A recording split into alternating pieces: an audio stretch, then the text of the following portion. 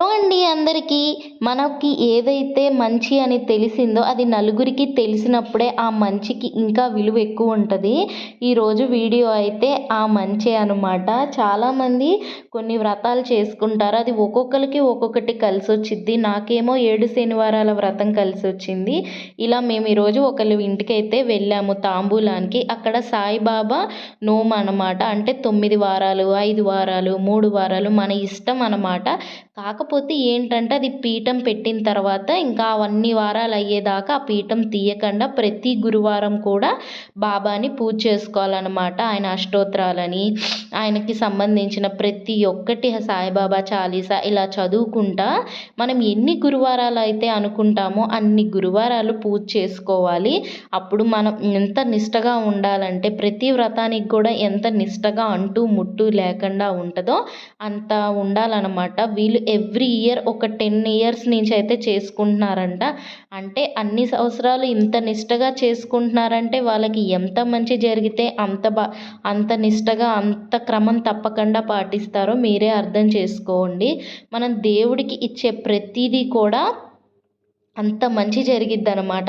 ఇలా అన్ని వారాలు అయిపోయిన తర్వాత మన స్తోమతకు తగ్గట్టు మనం అనుకున్న దాని ప్రకారం ఒక 9 మందికో, 5 మందికో, లేదా ఒక ముగ్గురికో, లేదా ఒక 11 మందికో, లేదా ఒక 50 మందికో ఇలా అన్నదానం చేసినా, లేకపోతే తాంబూలం ఇచ్చి తాంబూలం ఇచ్చి పులిహోర, పొంగలి, శనగలు బాబాకి ఇష్టమైనవి పంచితే మంచిదంట. మనం చేసుకున్న వ్రతానికి ఫలితం తగ్గిద్దనమాట. వచ్చిన ప్రతి ముత్తైదుకు కూడా కాళ్ళకి పసుపు రాసి బొట్టు పెట్టి గంధం పెట్టి తాంబూలం ఇవ్వాలన్నమాట. 9వ రోజు ప్రతి గురువారం కూడా సాయిబాబాకి పొద్దున సాయంత్రం నేను చక్కగా పూలతో మాల మన చేత్తోనే కట్టి ఆయనకి పూజ చేసుకోవాలి. దీనికి సపరేట్గా ఇంకా ఇలా చేయాలి అలా చేయాలని ఏమీ లేదు. బాబా పీఠం పక్కకు పెట్టుకొని ఇవన్నీ వ్రతాలు ఎలా చేస్తామో ఈ వ్రతం కూడా అలానే చేసేది.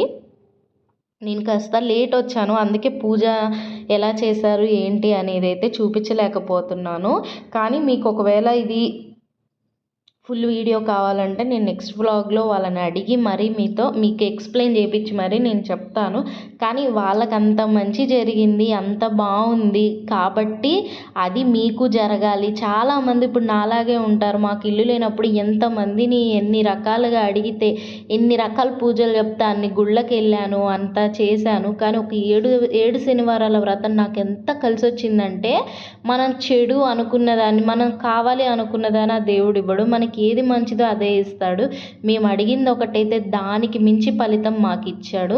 అలానే వీళ్ళకి కూడా అంతే అన్నమాట. బాబా అంత మంచి చేశాడు కాబట్టే అంత బాగా చేసుకుంటున్నారు ఎవ్రీ ఇయర్. నాకైతే భలే నచ్చింది అనమాట ఈ పద్ధతి. ఇదంతా కూడా నాకు ఆ బాబాని చూస్తేనే బాగా అనిపించింది. కానీ నాకు ఎందుకో బాబా పూజ అయితే నాకు తెలీదు, లేకపోతే అదైనా చేసేదాన్నేమో. కానీ ఇప్పుడు తెలిసింది కాబట్టి తర్వాత ఎప్పుడైనా చేసే ప్రయత్నం అయితే చేస్తాను. ఒకవేళ మీకు కూడా ఈ పూజ ఇది ఉపయోగపడిద్దని చెప్పి నేనైతే వీడియో చేస్తున్నాను. ఇలా వచ్చిన ప్రతి ముత్తైదుకు కూడా మనం వాళ్ళకంటే పెద్దవాళ్ళమైతే మనం వాళ్ళకి ఆశీర్వాదం ఇవ్వాలి.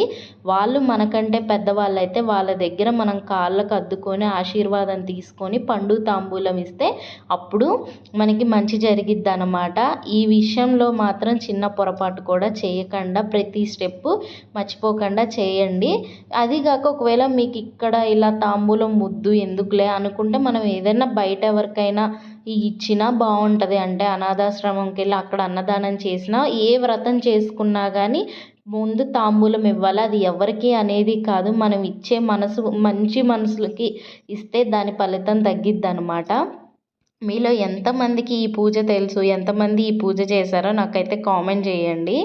మీకు బాబా ఇష్టమా, ఏ రోజైనా ఇలా వ్రతం చేసుకున్నారా దాని గురించి నాకు కూడా చెప్తే నెక్స్ట్ వీడియోలో ఇలానే ఎవరికైనా ఉపయోగపడే వాళ్ళకైతే నేను వీడియోలో ఏదైనా తప్పుంటే నన్ను క్షమించండి. కానీ నాకు తెలిసింది నేను తెలుసుకున్నది మాత్రం మీకు చెప్పాలనే ప్రయత్నించాను.